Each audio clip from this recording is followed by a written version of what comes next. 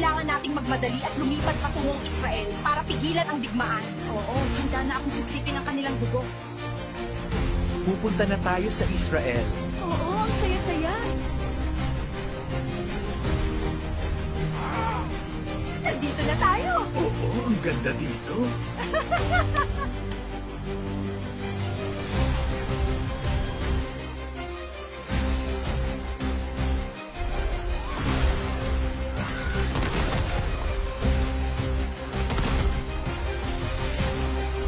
Kailangan nating iligtas ang lahat ng mga manggagawang Pilipino at ibalik sila sa Pilipinas. Oo, kailangan nating gawin ito dahil abala ang ating gobyerno sa impeachment ng Vice Presidente.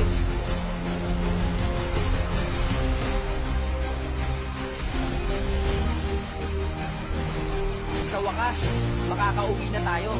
Salamat sa inyo! Kailangan ko nang bumalik sa Sikihor. Ako naman, babalik na ako sa Capiz. Uuwi na ako sa Naga, Cebu.